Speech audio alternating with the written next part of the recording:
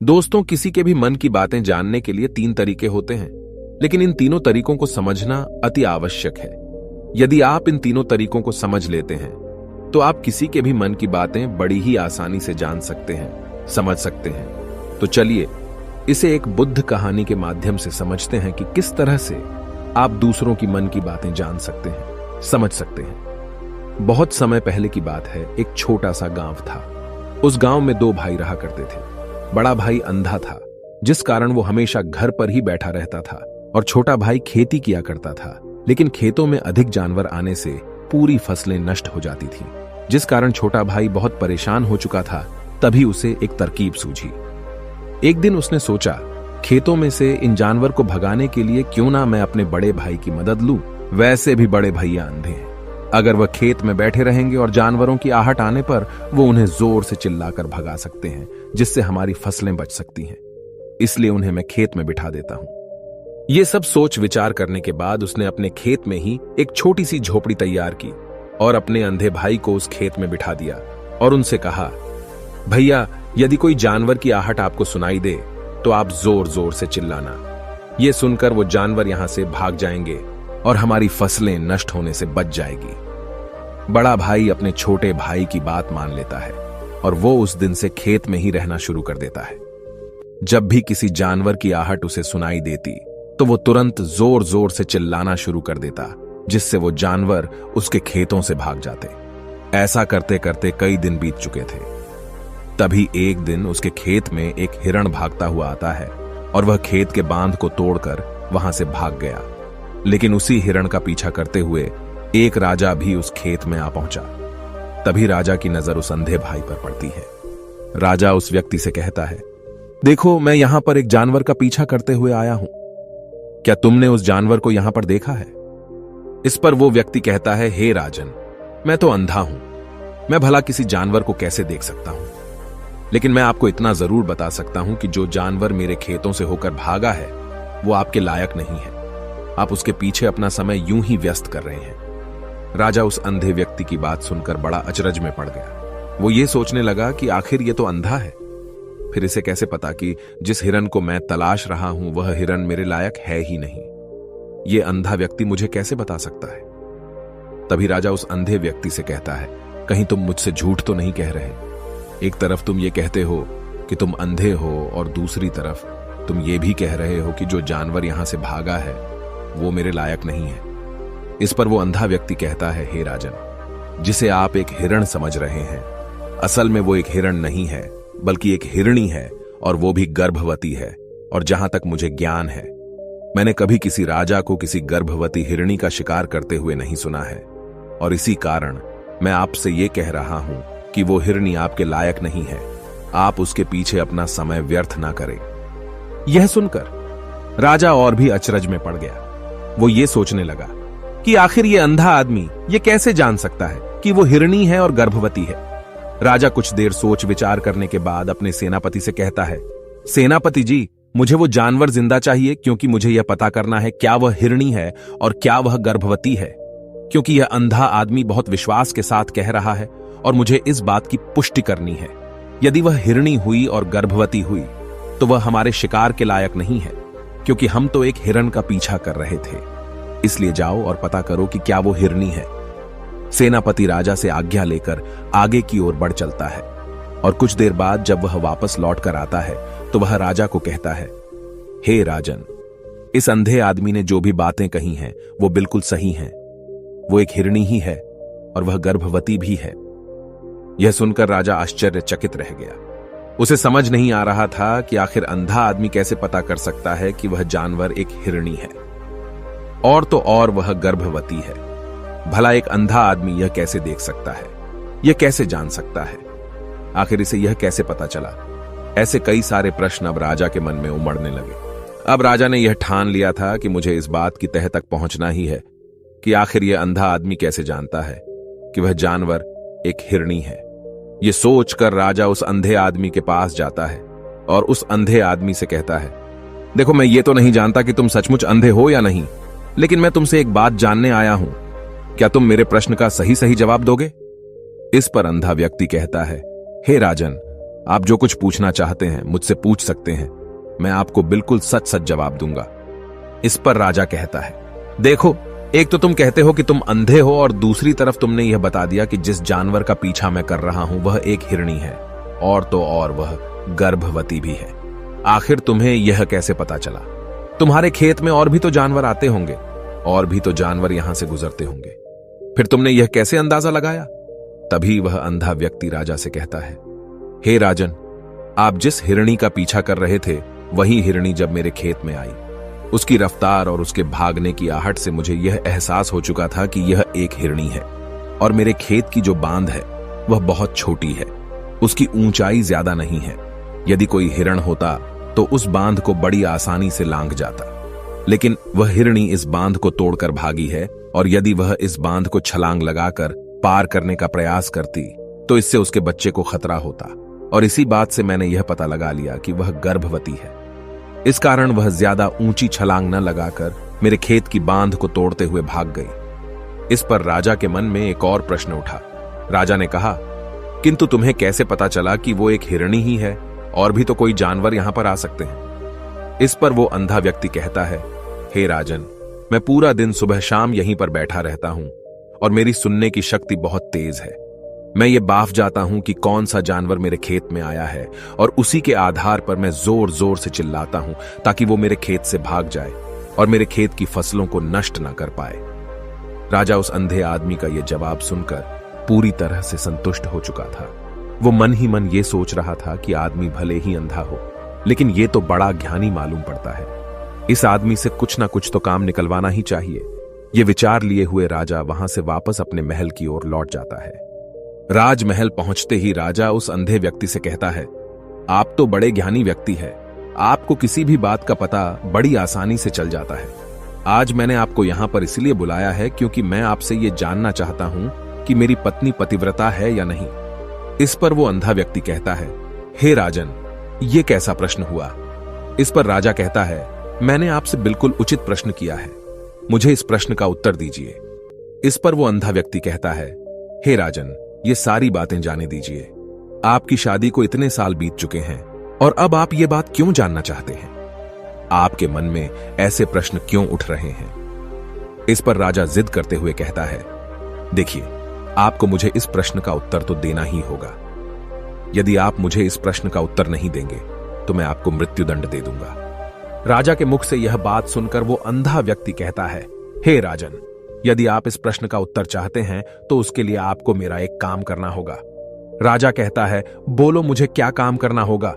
इस पर व्यक्ति कहता है, इसके लिए आपकी पत्नी को मेरे साथ कमरे में अकेले छोड़ना होगा। उस अंधे व्यक्ति की यह बात सुनकर राजा पहले तो क्रोधित हो जाता है, लेकिन फिर कुछ सोच विचार करने के बाद वह उस व्यक्ति की बात मान लेता है और अपने सेनापति को आदेश देता है, सेनापति जी, इस व्यक्ति को और मेरी पत्नी को एक कमरे में कुछ देर के लिए अकेला छोड़ दे। सेनापति बिल्कुल वैसा ही करता है। अब राजा की पत्नी और अंधा आदमी एक कमरे में बंद हो चुके होते हैं। तभी वो अंधा आदमी राजा की पत्नी से कहता है, मुझे आपको छूना है। इस बात पर रानी अत्यधिक क्रोधित हो जाती है और उस अंधे आदमी को वो पकड़ पकड़ कर पीटने लगती है, कभी हाथों से तो कभी लातों से तो कभी पटक पटक कर। इस तरह से उन्होंने उस अंधे आदमी की खूब पिटाई की। उसके बाद किसी तरह से वह अंधा आदमी अपनी जान बचाकर वहां से भाग निकलता है और वह राजा के पास पहुंचता है और वह राजा से कहता है, हे राजन, आपकी पत्नी पतिव्रता नहीं है। यह बात सुनकर राजा अत्यधिक क्रोधित हो उठता है और राजा अपनी तलवार निकालकर सीधा अपनी पत्नी की ओर जाता है और क्रोधित होकर वह अपनी रानी से कहता है, रानी जी, आज मैं जो भी सवाल आपसे करने वाला हूं उसका मुझे सच सच जवाब दीजिएगा, और यदि आपने एक शब्द भी झूठ कहा तो मैं आपका अभी के अभी सर धड़ से अलग कर दूंगा। तभी आगे वह राजा कहता है, मुझे बताइए, क्या आप पतिव्रता हैं या नहीं? इस पर रानी कहती है, हे राजन, आप भले ही मुझे जान से मरवा दीजिए, लेकिन मैं पतिव्रता नहीं हूं। राजा यह बात सुनकर बहुत खुश हुआ, क्योंकि उस अंधे आदमी ने जो भी कहा था वह बिल्कुल सच था। यह बात सुनकर तुरंत ही राजा उस आदमी के पास पहुंचता है और आकर उस अंधे आदमी से कहता है, तुम्हें कैसे पता चला कि मेरी पत्नी पतिव्रता नहीं है? इस पर वह अंधा आदमी कहता है, हे राजन, बड़ी सीधी सी बात है। मैंने तो आपकी पत्नी से बस इतना ही कहा था कि मुझे आपको छूना है, और इस बात पर वह इतना क्रोधित हो उठी कि उन्होंने गुस्से में आकर मुझे लात घूंसों से पीटना शुरू कर दिया। और भला कोई औरत किसी और मर्द को कैसे छू सकती है, लेकिन उन्होंने न आव देखा न ताव, बस लात घूंसे मुझ पर बरसाने शुरू कर दिए। वह भी तो एक छूना ही हुआ, और एक पतिव्रता नारी कभी भी पराये मर्द को नहीं छूती। जब मैंने उसे छूने के लिए कहा था तो वह उस वक्त मुझे मना कर सकती थी, लेकिन उन्होंने तो मुझे पीटना शुरू कर दिया और देखते ही देखते उन्होंने मेरे पूरे शरीर को छू लिया। अब आप ही बताइए, ऐसी स्त्री भला पतिव्रता कैसे हो सकती है? इस पर राजा कहता है, तुम तो बड़े ज्ञानी मालूम पड़ते हो। अच्छा ठीक है, चलो तुम मेरे एक प्रश्न का और जवाब दो। यदि तुमने मुझे इस प्रश्न का सही सही जवाब दे दिया तो मैं तुम्हें यहां से जाने दूंगा। आगे राजा उस अंधे आदमी से कहता है कि तुम मुझे यह बताओ, क्या मैं सच में अपने पिताजी का ही बेटा हूं या फिर किसी और का?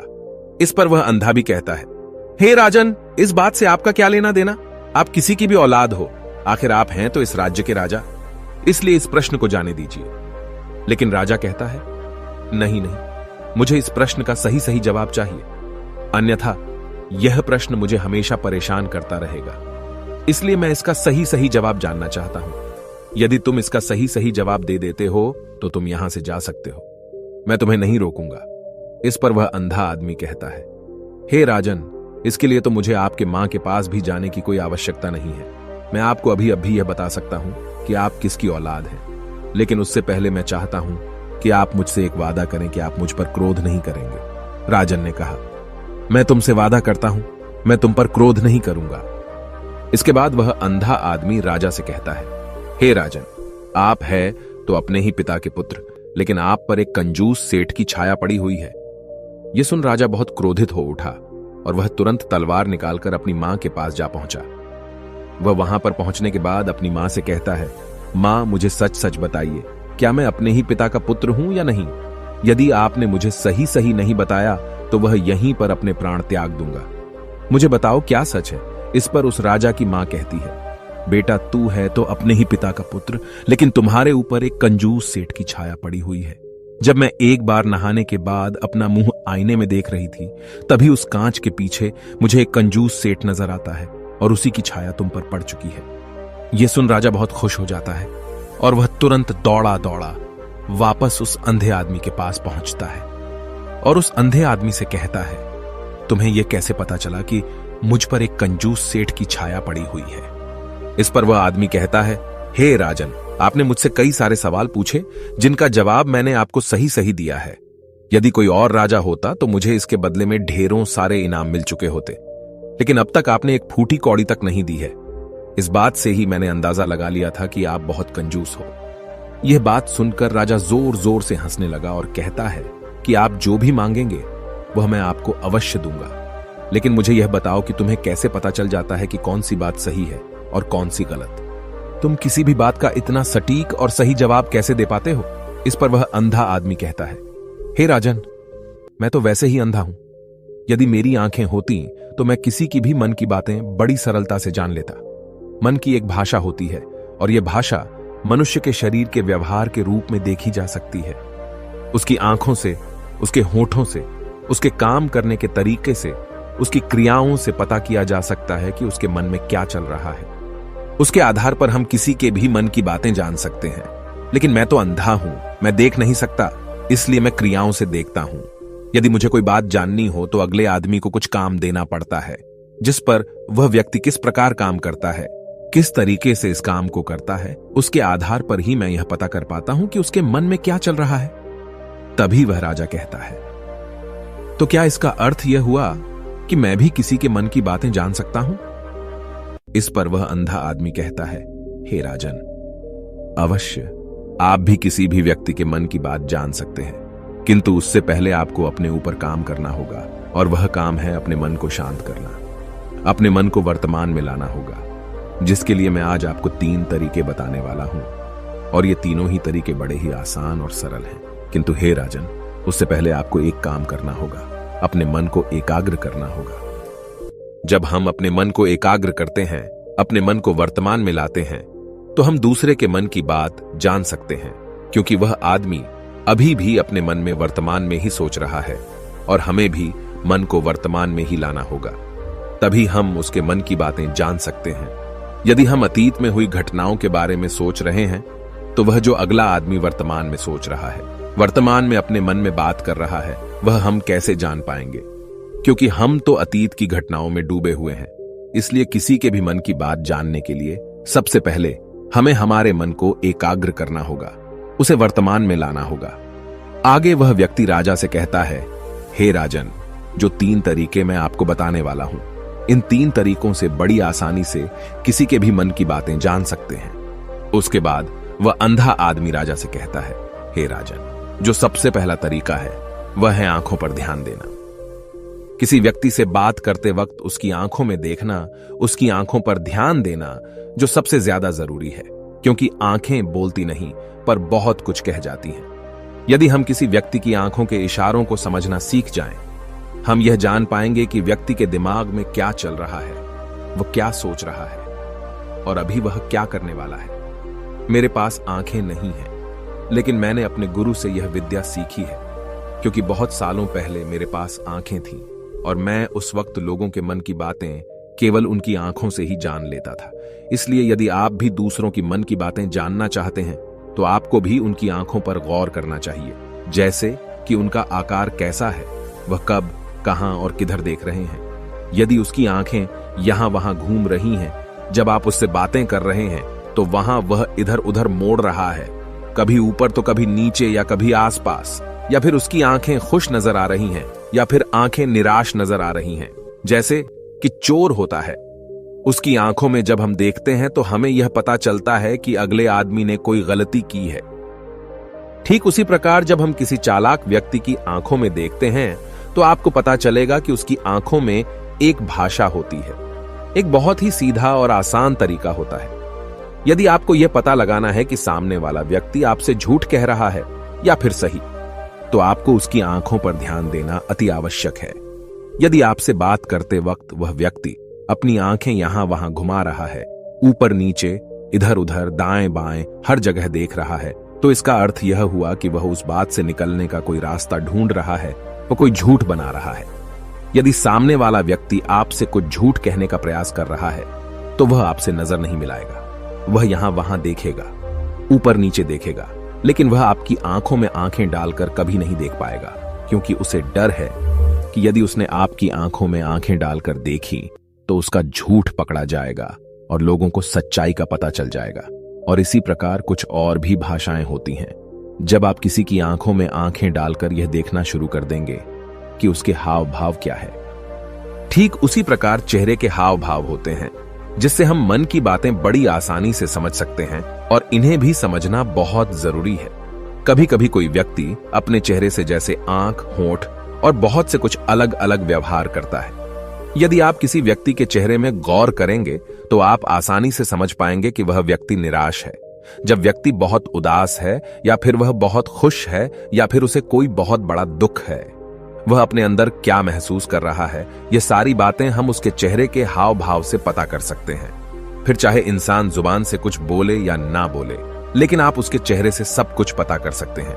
आगे व्यक्ति राजा से तीसरा तरीका बताते हुए कहता है, हे राजन, इसी प्रकार तीसरी भाषा भी है, अर्थात तीसरा तरीका भी है, और वह है हाथों के इशारे और शरीर का व्यवहार। मन की बात समझने के लिए हमें हाथ के इशारे और शरीर के व्यवहार को समझना बहुत आवश्यक है। कोई व्यक्ति जब बात करता है, तो आपने देखा होगा कि वो अपने हाथों को हिलाता रहता है, अपने हाथों से इशारा करता रहता है। बातों के साथ साथ अपना शरीर का जो व्यवहार है, अर्थात बॉडी लैंग्वेज, उसका भी पूरा उपयोग करता है, जिससे हमें यह पता चल पाता है कि वह व्यक्ति हमारी बातों पर कितना ध्यान दे रहा है और उसके मन में क्या चल रहा है। शरीर के व्यवहार को देखने के लिए उसके हाथ मटकाने, शरीर मटकाने और चेहरे पर बार बार हाथ लाने, हाथों का एक दूसरे से मसलना, ऐसी बहुत सी क्रियाएं होती हैं, उस पर हमें ध्यान देना अति आवश्यक है। मन की बात को समझने के लिए हमें शरीर के व्यवहार को भी समझना पड़ता है। यदि हम इन 3 तरीकों को सही तरीके से ध्यान देकर इन 3 तरीकों को अच्छे से समझ लेते हैं, तो हम बहुत जल्दी किसी भी व्यक्ति के मन की बातें बड़ी सरलता और सहजता से जान सकते हैं। इसलिए यदि आपको किसी के मन की बातें जानी है, तो आपको उसकी आंखों पर, उसके चेहरे पर, उसके शरीर के हाव भाव को और उसके हाथों को ध्यानपूर्वक देखना और समझना होगा, जिससे आप यह समझ पाएंगे कि आखिरकार उसके मन में क्या चल रहा है और वह क्या सोच रहा है। लेकिन उनसे पहले आपको अपने मन को एकाग्र करना होगा, शांत करना होगा और अपने मन को वर्तमान में लाना होगा। तभी आप उस व्यक्ति की इन सभी क्रियाओं पर ध्यान दे पाएंगे, उन्हें समझ पाएंगे। अन्यथा आप यदि अतीत की घटनाओं में व्यस्त हैं, भविष्य की योजनाओं में व्यस्त हैं, तो आप उस व्यक्ति के हाव भाव पर कभी ध्यान ही नहीं पाएंगे और न ही आप कभी यह समझ पाएंगे कि आखिर उस व्यक्ति के मन में क्या चल रहा है, वह क्या सोच रहा है। आपने देखा होगा कि ऐसे कई बड़े संत महात्मा हैं जो बड़ी ही शांति से आपको देखते हैं और आपको देखकर ही ये बता देते हैं कि आपके मन में क्या चल रहा है, आप उनसे क्या जानने आए हैं। और इसका सबसे बड़ा प्रमुख कारण यही है कि वह आपको पढ़ सकते हैं, आपको समझ सकते हैं, आपकी मन की बातें जान सकते हैं, क्योंकि उनका मन एकाग्र है, शांत है। और यही कारण है कि वह आपके मन की बातें बड़ी सरलता से समझ जाते हैं। यदि आपने अब तक पूरी कहानी को सुना है तो मैं आपसे एक छोटा सा अनुरोध करना चाहता हूं। कृपया इस चैनल को सब्सक्राइब करें ताकि मैं आपके लिए और भी ऐसी ही ज्ञान से भरपूर कहानियां लेकर आ सकूं। नमो बुद्धाय। मिलते हैं एक नई कहानी के साथ अगली वीडियो में।